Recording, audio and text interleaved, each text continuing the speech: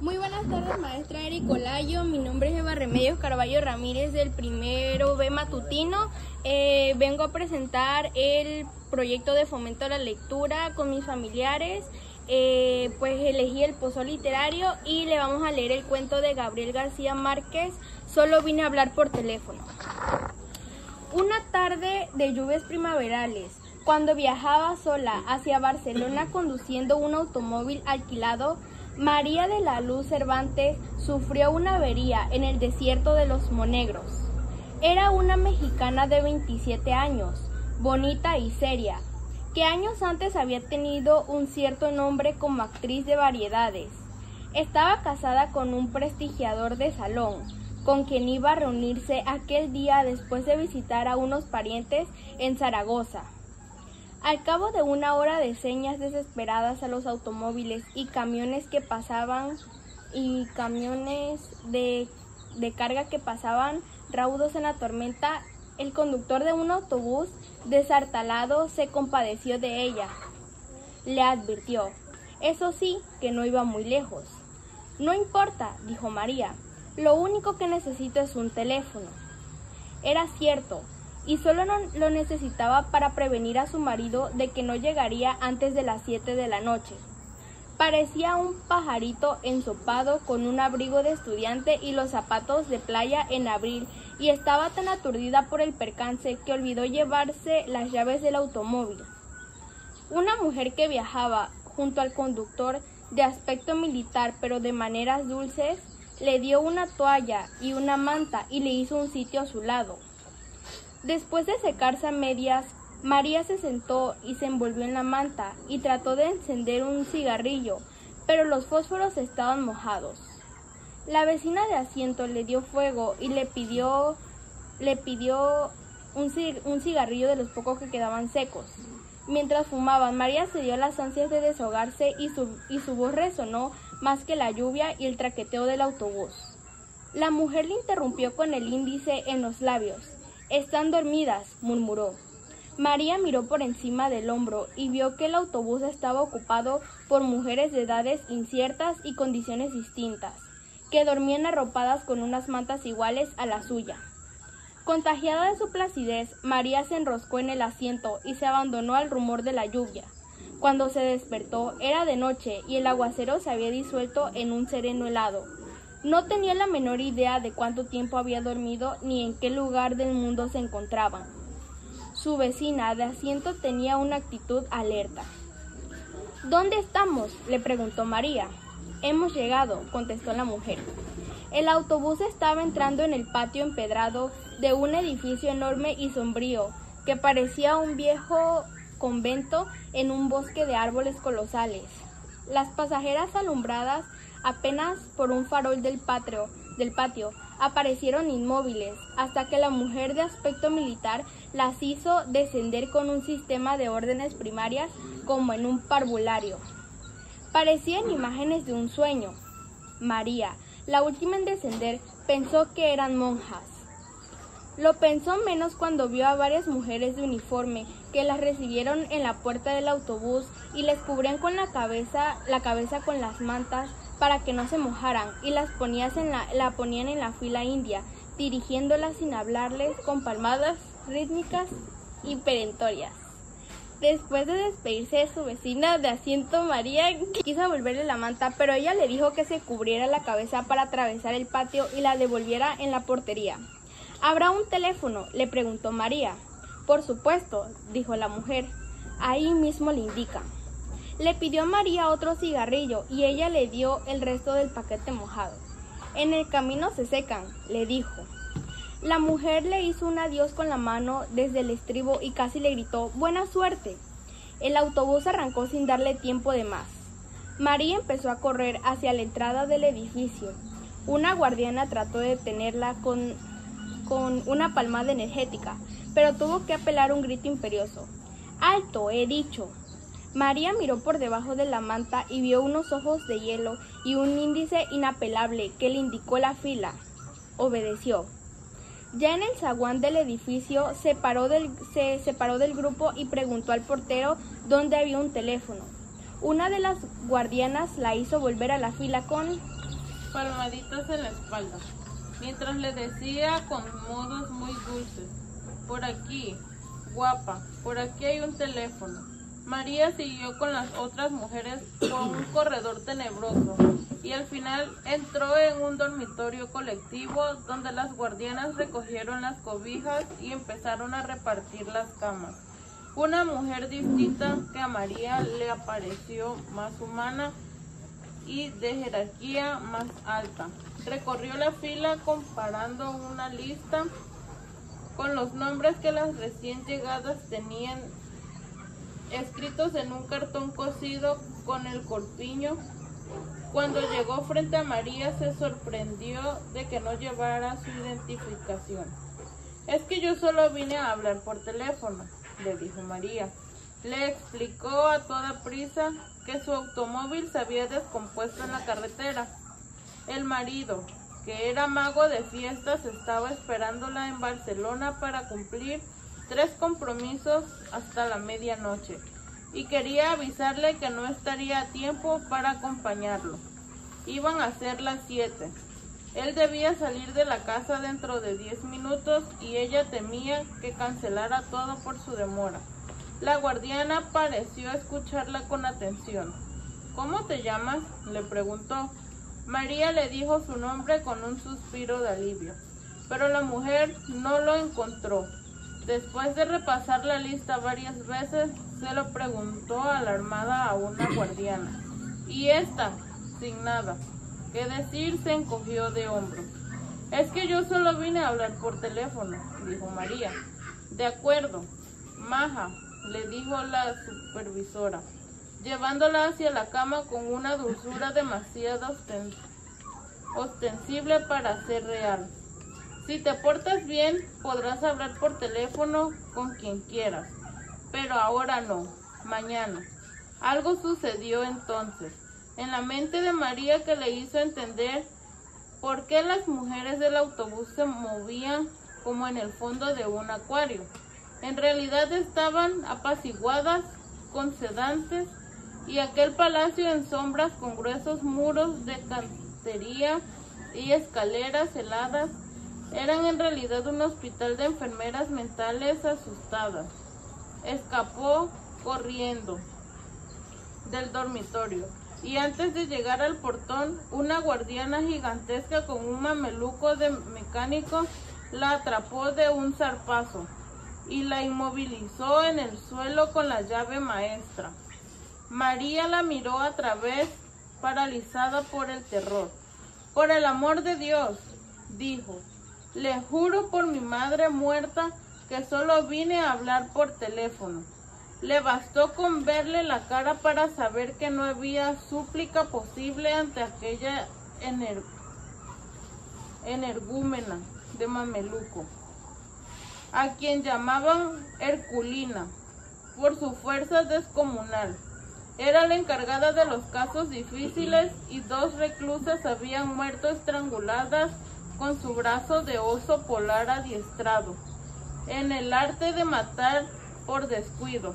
El primer caso se resolvió como accidente comprobado. El segundo fue menos claro y Herculina fue amonestada y advertida de que la próxima vez sería investigada a fondo. La versión corriente era que aquella oveja descarriada de una familia de apellidos grandes tenía una turbia carrera de accidentes dudosos en varios manicomios de España. Para que María durmiera la primera noche, tuvieron que inyectarle un somnífero antes del amanecer. Cuando la despertaron las ansias de fumar, estaba amarrada por las muñecas y los tobillos en las barras de la cama. Nadie acudió a su refugio por la mañana. Mientras el marido no encontraba en Barcelona ninguna pista de su paradero, tuvieron que llevarla a la enfermería, pues la encontraron sin sentido en un pantano de sus propias miserias. No supo cuánto tiempo había pasado, cuándo volvió en sí, pero entonces el mundo era un remanso de amor y estaba frente a su cama un anciano monumental con una andadura de plantígrado y una sonrisa sedante, que con 2 pases maestros le devolvió la dicha de vivir. Era el director del sanatorio. Antes de decirle nada, sin saludarlo siquiera, María le pidió un cigarrillo. Él se lo dio encendido y le regaló el paquete casi lleno. María no pudo reprimir el llanto. Aprovecha ahora para llorar cuanto quieras, le dijo el médico, con una voz adormecedora. No hay mejor remedio que las lágrimas. María se desahogó sin pudor como nunca logró hacerlo con sus amantes casuales en los tedios de después del amor. Mientras la oía el médico, la peinaba con los dedos, le arreglaba la almohada para que respirara mejor, la guiaba por el laberinto de su incertidumbre con una sabiduría y una dulzura que ella no había soñado jamás. Era por primera vez de su vida el prodigio de ser comprendida por un hombre que la escuchaba con toda el alma, sin esperar la recompensa de acostarse con ella. Al cabo de una hora larga, desahogada, a fondo le pidió autorización para hablarle por teléfono a su marido. El médico se incorporó con toda la majestad de su rango. Todavía no, reina, le dijo, dándole en la mejilla una palmadita la más tierna que había sentido nunca. Todo se hará a su tiempo. Le hizo desde la puerta una bendición episcopal y desapareció para siempre. Confía en mí, le dijo. Esa misma tarde María fue inscrita en el asilo con un número de serie y con un comentario superficial sobre el enigma de su procedencia y la duda sobre su identidad. Al margen quedó una calificación escrita por el puño y la letra del director, agitada tal como María lo había provisto. El marido salió de su modesto apartamento del barrio de Horta con una media hora de retraso para cumplir los 3 compromisos.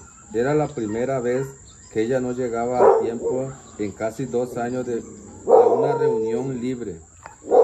Bien concentrada y en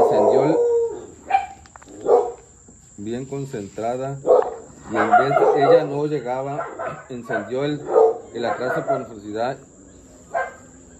ferocidad de su lluvia que asolaron la provincia. Aquel fin de semana, antes de salir, dejó un mensaje clavado en la puerta con el literario de la noche. En la primera fiesta, con todos los niños disfrazados de canguro, pretendió el truco de estar en los peces invisibles, porque no podía hacerlo sin la ayuda de ella. El segundo compromiso era la casa de una anciana de 93 años en silla de ruedas que preciaba haber celebrado cada uno de sus últimos 30 cumpleaños con un mago distinto. Él estaba tan contrariado con los demás demoras de María que no pudo concentrarse en la suerte más simple. El tercer compromiso era el de todas las noches, un café con que no podías creer que lo que veía, porque se negaba a creer en la magia. Después, cada representante llamó por teléfono a su casa y esperó sin ilusiones a que María contestara. En la última ya no pudo reprimir la inquietud que algo malo había ocurrido. De regreso en la casa, en la camioneta adaptada para las funciones públicas, vio el esplendor de la primera en las primeras palmeras del Paseo de Gracia, y lo estremeció el pensamiento aciaga de cómo podía ser la ciudad sin María. La última esperanza desvaneció cuando encontró su recado todavía prendido en la puerta.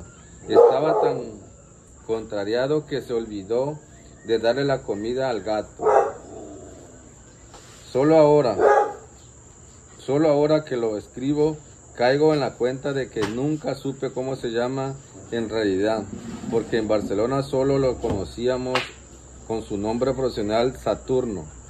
El mago era un hombre de carácter raro y con una torpeza social irremediable, pero el tacto y la gracia que lo hacía le faltaba soberbia a María. Era ella quien lo llevaba de la mano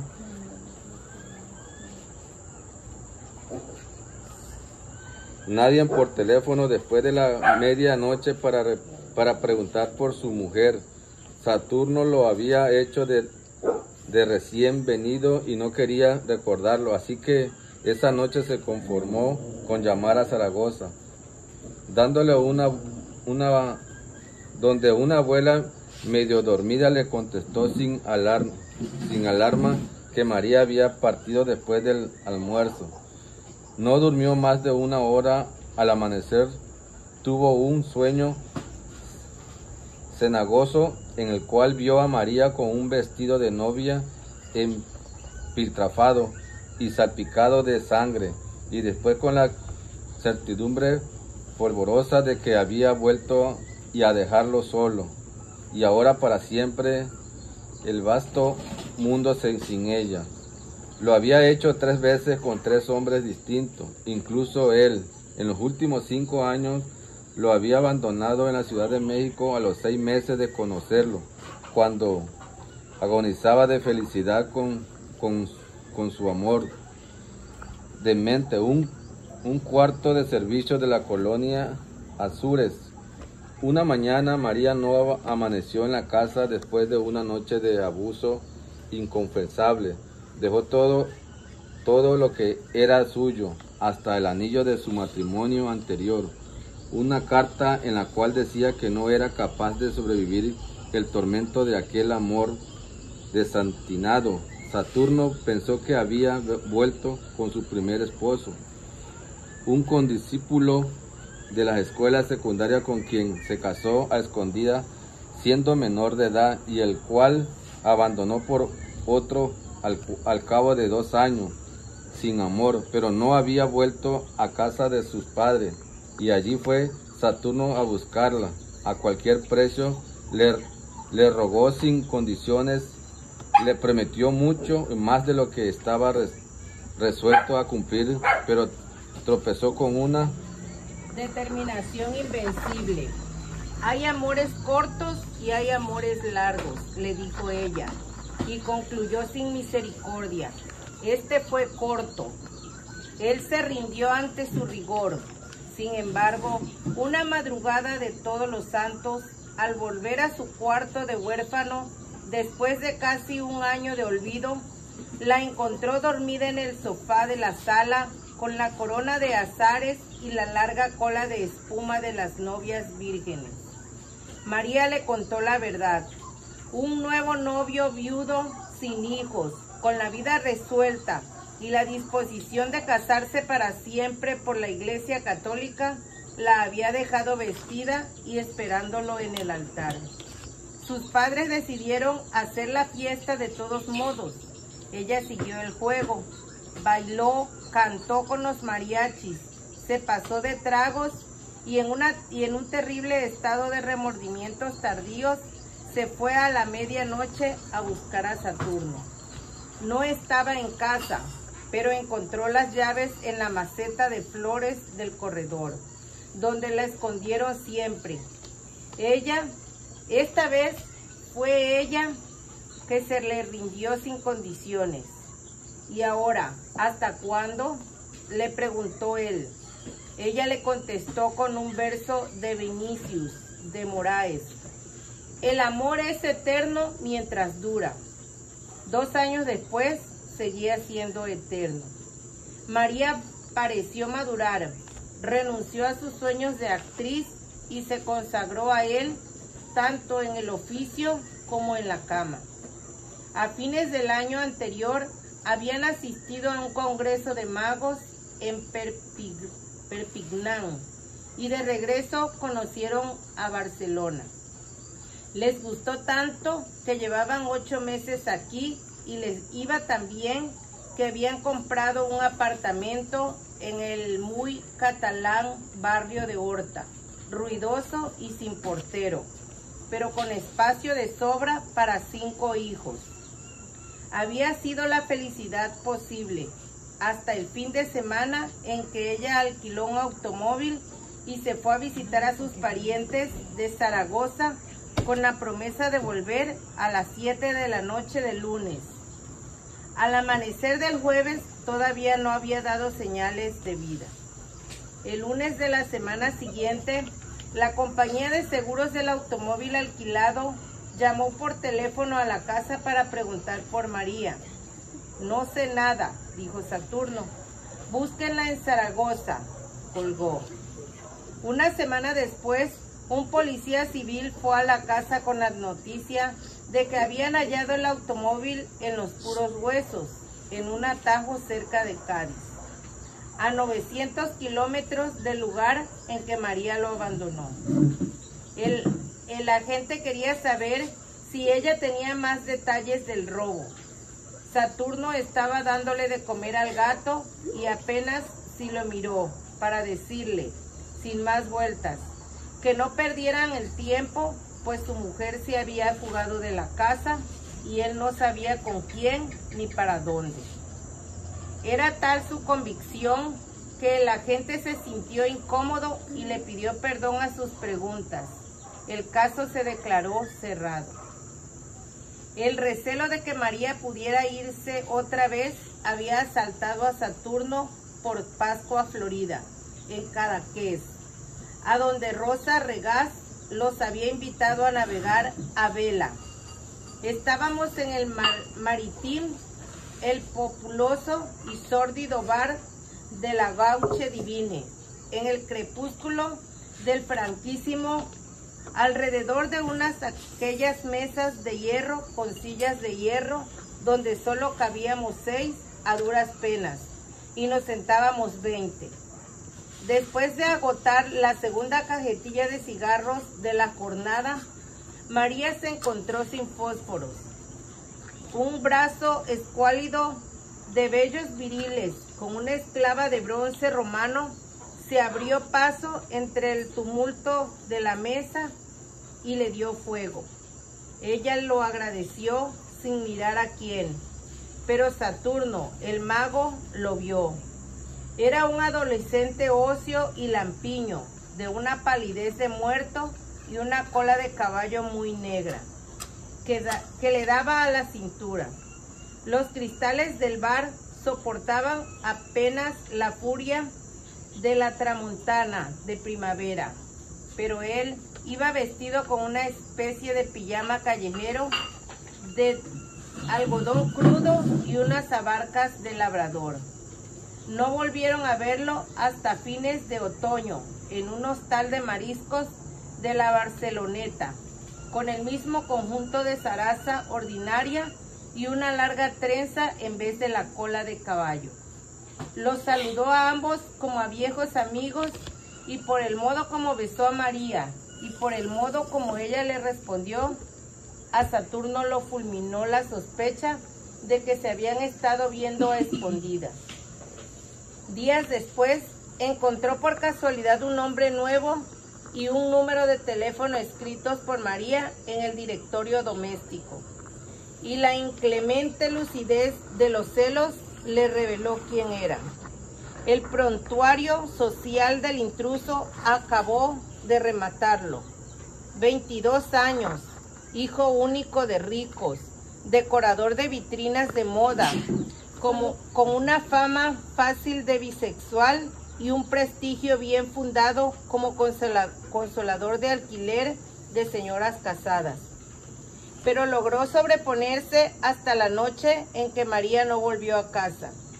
Entonces empezó a llamarlo por teléfono todos los días, primero cada 2 o 3 horas, desde las 6 de la mañana hasta la madrugada siguiente. Después, cada vez más encontraban un teléfono a la mano. El hecho de que nadie contestara aumentaba su martirio. Al cuarto día le contestó una andaluza que solo iba a hacer la limpieza. El señorito se ha ido, le dijo con suficiente vaguedad para enloquecerlo. Saturno no resistió la tentación de preguntarle si por casualidad no estaba ahí la señorita María. Aquí no vive ninguna María, le dijo la mujer. El señorito es soltero. Ya lo sé, dijo él. No vive, pero a veces va o no. La mujer se encabritó. ¿Pero quién coño habla Idis? Saturno colgó. La negativa de la mujer le pareció una confirmación más de lo que ya no era para él una sospecha, sino una certidumbre ardiente. Perdió el control. En los días siguientes llamó por orden alfabético a todos los conocidos de Barcelona. Nadie le dio razón, pero cada llamada le agravó la desdicha, porque sus delirios de celo eran ya célebres entre los trasnochadores impenitentes de la gauche divina, y le contestaban con cualquier broma que lo hiciera sufrir. Solo entonces comprendió hasta qué punto estaba solo en aquella ciudad hermosa, lunática e impenetrable, en la que nunca sería feliz. Por la madrugada, después de darle de comer al gato, se apretó el corazón para no morir y tomó la determinación de olvidar a María. A los 2 meses, María no se había adaptado aún a la vida del sanatorio. Sobrevivía picoteando apenas las pitanzas de cárcel, con los cubiertos encadenados al mesón de madera bruta y la vista fija en la litografía del general Francisco Franco, que presidía el lúgubre comedor medieval. Al principio se resistía a las horas canónicas con su rutina bobalicona de maitines, laúdes, vísperas y a otros oficios de iglesia que ocupaban la mayor parte del tiempo. Se negaba a jugar la pelota en el patio de recreo y a trabajar en el taller de flores artificiales que un grupo de reclusas atendía con una diligencia frenética. Pero a partir de la 3ª semana fue incorporándose poco a poco a la vida del claustro. A fin de cuentas, decían los médicos, así empezaban todas, y tarde o temprano terminaban por integrarse a la comunidad. La falta de cigarrillos, resuelta en los primeros días por una guardiana que los vendía a precio de oro, volvió a atormentarla cuando se le agotó el poco dinero que llevaba. Se consoló después con los cigarrillos de papel periódico que algunas reclusas fabricaban con las colillas recogidas en la basura, pues la obsesión de fumar había llegado a ser tan intensa como la del teléfono. Las pesetas exiguas que se ganó más tarde fabricando flores artificiales le permitieron un alivio efímero. Lo más duro era la soledad de las noches. Muchas reclusas permanecían despiertas en la penumbra como ella, pero sin atreverse a nada, pues la guardiana nocturna velaba también en el portón cerrado con cadena y candado. Una noche, sin embargo, abrumada por la pesadumbre, María preguntó con voz suficiente para que la oyera su vecina de cama: ¿Dónde estamos?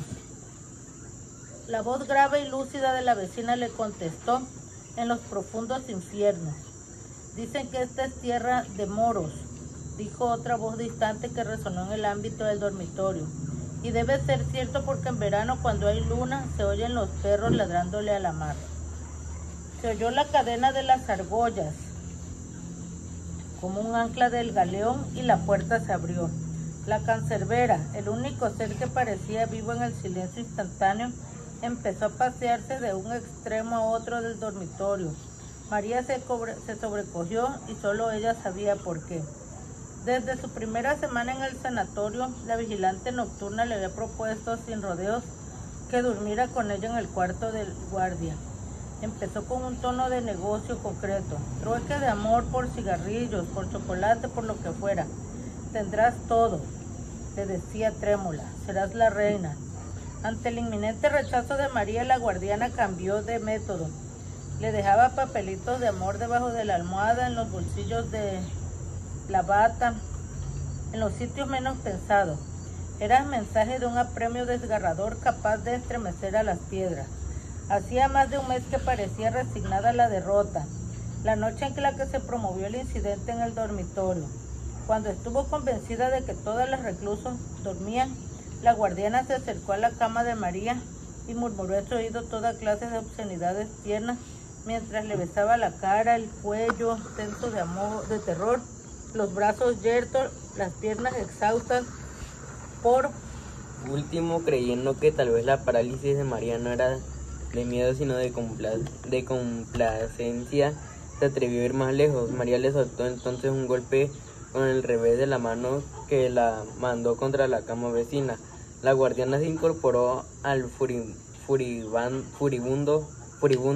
en medio del escándalo de las reclusas alborotadas. «Hija de puta», gritó, «nos pudrimos juntos en este chiquero hasta que te vuelvas loca por mí». El verano llegó sin anunciarse.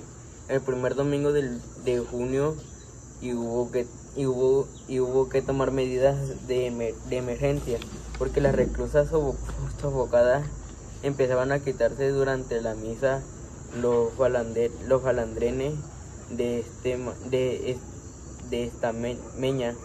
María asintió divertida al espectáculo de la enferma en pelota que las guardianas correteaban por las naves como gallinas ciegas. En medio de la confusión trató de protegerse de los golpes perdidos y sin saber cómo se encontró sola en una en una oficina abandonada con un teléfono que repicaba sin cesar un timbre de súplica. María contestó sin pensarlo y oyó una voz lejana y sonriente que entretenía imitando el servicio de telefonía de la hora. Son las 45:92 y 107 segundos.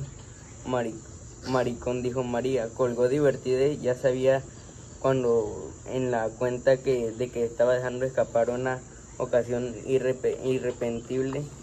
Entonces marcó 6 cifras con tanta tensión y tanta prisa que no estuvo segura de que fuera el número de su casa. Esperó con el corazón desbocado. Oyó la voz del hombre de su vida en la casa sin ella.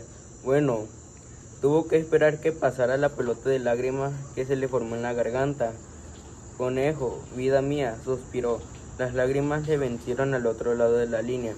Hubo un breve silencio de espanto y las lágrimas y voz enardecida por los celos escupió la palabra puta y colgó en seco. Esa noche, en un ataque frenético, María descolgó en el refectorio la litografía del generalismo, la arrojó con todas sus fuerzas contra el vitral de jardín y se derrumbó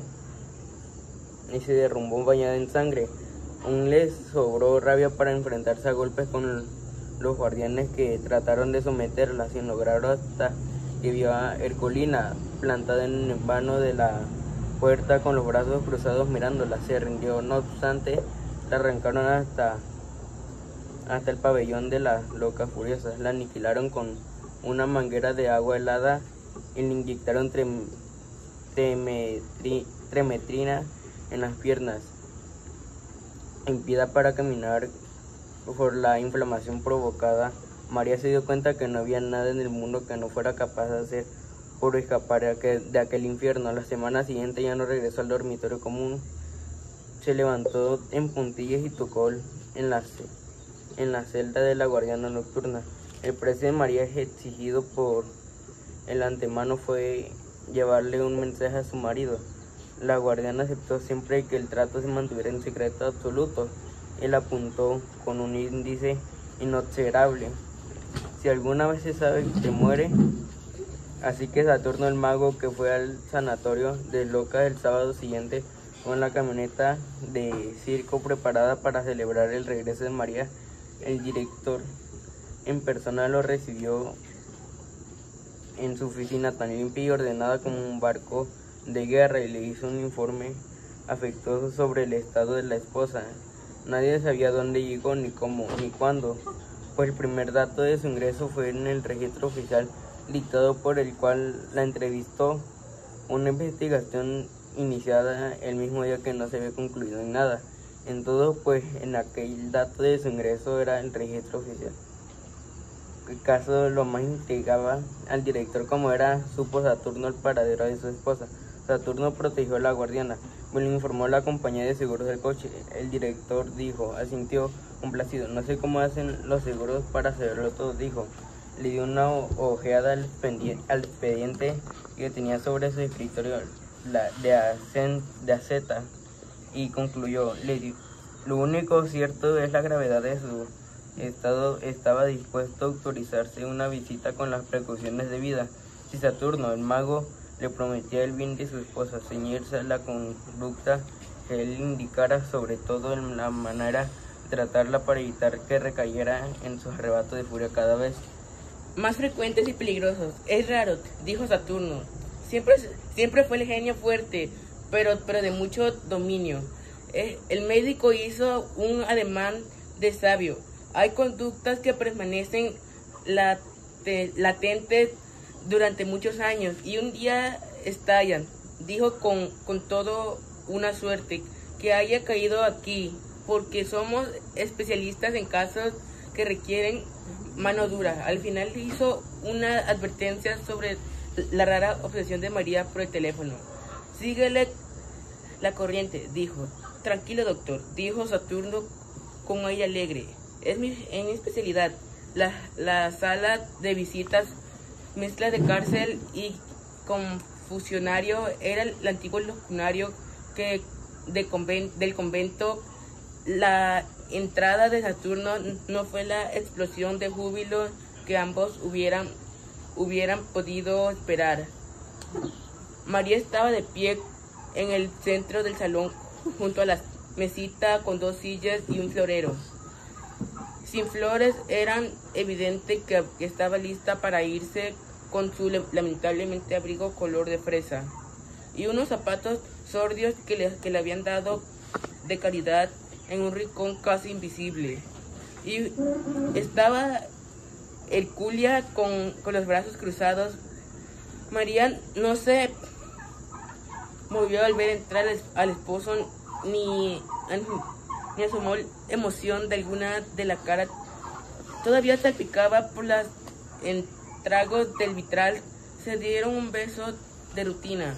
¿Cómo te sientes?, le preguntó él. Feliz de que al fin hayas vendido el conejo, dijo ella. Esto ha sido la muerte. No estuvieron tiempo de sentarse ahogándose en lágrimas. María le contó las miserias del claustro, la barbería de las guardias, la comida del perro, las noches interminables sin cerrar sus ojos por el terror. Ya no sé cuántos días llevo aquí, o meses, o años, pero sé que cada uno ha sido peor que el otro, dijo y suspiró con el alma. Creo que nunca volveré a ser la misma. Recientes de la cara. Yo seguiré viniendo todos los sábados y más si el director me lo permite. Ya verás que todo va a salir muy bien. Ella fijó con los ojos de él sus ojos aterrados. Saturno intentó sus artes del salón. Le contó en el tono purel de las grandes mentiras, una versión dulcíficamente de los prósticos del médico. En síntesis, concluyó, aún te faltan algunos días para estar recuperada por completo. María entendió la verdad. Por Dios, conejo, dijo atónita. No me digas que tú también crees que estoy loca. ¿Cómo se te ocurre?, dijo tratando de reír. Lo que pasa es que será mucho tiempo más conviniéndote para todos que sigan por un tiempo aquí. Es mejor condiciones, por supuesto. Pero sí, ya te dije que solo vine a hablar por teléfono, dijo María. Él no supo cómo reaccionar ante la obsesión temible. Miró a Herculia. Está aprovechada la mirada para indicarle en su reloj de pulso era tiempo de terminar la visita. María aceptó la señal, miró hacia atrás y vio a Herculia en la tensión del asalto inminente. Encima con tanto amor como pudo y la dejó a merced de Herculia, que saltó por la espalda sin darle tiempo para reaccionar. Le aplicó una llave con la mano izquierda, le pasó el otro brazo de hierro alrededor del cuello y le gritó a Saturno el mago: «Váyase». Saturno huyó desfavorido. Sin embargo, el sábado siguiente, ya respuesto del espanto de la visita, volvió a Santorio con el gato vestido igual que él. La molla roja y amarilla del gran leotorno del sombrero de copa y una capa de vuelta y media que parecía para volar. Entró en la camioneta de feria hasta el patio de claustro y allí hizo una confusión prodigiosa de casi 3 horas que las reclusas gozaron desde los balcones con gritos discordantes y ovaciones inoportunas. Estaba todas menos María, que solo se negó a recibir al marido, sino incluso a verlo desde los balcones. Saturno se sintió herido de muerte. «Es una reacción típica», lo consoló el director. «Ya pasará». Pero no pasó nunca. Después de intentar muchas veces ver de nuevo a María, Saturno hizo lo posible porque recibiera una carta, pero fue inútil. 4 veces la devolvió. Cierre y sin comentarios. Saturno desistió, pero siguió dejando en la portería del hospital las reacciones de los cigarros sin saber siquiera si le llegaban a María. Hasta lo venció la realidad. Nunca más supo de él, salvo que volvió a casarse y regresó a su país. Antes de irse de Barcelona, le dejó el gato medio muerto de hambre a una noviecita casual, que además se comprometió a seguir llevándole los cigarrillos a María, pero ella también desapareció. Rosa Regás recordaba haberla visto en el Corte Inglés hace unos 12 años, con la cabeza rapada y el balandrán anaranjado de alguna secta oriental, y encinta a más no poder. Ella le contó que había seguido llevándoles los cigarrillos a María siempre que pudo y resolviéndole algunas urgencias imprevistas, hasta que un día solo encontró los escombros del hospital, demolido como un mal recuerdo de aquellos tiempos ingratos. María le pareció muy lúcida la última vez que la vio, un poco pasada de peso y contenta con la paz del claustro. Ese día le llevó también el gato, porque ya le había acabado el dinero de Saturno que Saturno le dejó para darle de comer. En lo que empezamos a servir el pozol, cada uno me va a ir diciendo qué fue lo que más le gustó del cuento. Pues aquí dice que no siempre en los cuentos tienen finales felices ni nada por el estilo. En este cuento o en esta historia todo fue confusión, porque lo que ella era un viaje para irse a reunir con su esposo se volvió en un dilema, en una confusión, y la llevaron en una caravana donde llevaban a mujeres a recluir a un centro psicológico, y ahí fue tratada como una más de ellas, y en lugar de ayudarla, la enloquecieron más. Ahí comprobamos que no todos los cuentos tienen finales felices. Para ti, ¿qué fue lo que más te gustó del cuento? Pues ahí se redacta una vida de una mujer que antes yo la entendí y le leí. Fue que no nada más tuvo un solo matrimonio, sino que tuvo varios matrimonios, y al parecer no le fue nada bien ni con el primero, ni con el segundo, ni con el último. Es una vida que llevó dura, pero a la vez experimentaba tantas cosas en su matrimonio que estaba en el último y regresaba con la primera persona que tuvo su primer romance. Fue hasta donde yo le entendía a esa novela o a ese cuento que se leyó. Para ti, ¿qué fue lo que más te gustó del cuento? Pues la resistencia de ella a adaptarse a ese nuevo entorno que era estar reclusa en una clínica mental, y que ella no consideraba que estuviera loca, sino al contrario, peleaba por su libertad, porque le creyeran de que ella no estaba loca. Pero finalmente pues era común ahí de que las personas dijeran que no estaban afectadas, y que finalmente pues ahí la siguieron dejando. Para ti, ¿qué fue lo que más te gustó del cuento? Pues también en una de las partes del cuento lo que nos relata es que al verla tan nerviosa y tan, digamos que fuera de sí, con calma la fueron tranquilizando hasta el grado de llevarla a un cuarto para que se calmara. Ya una vez tranquila,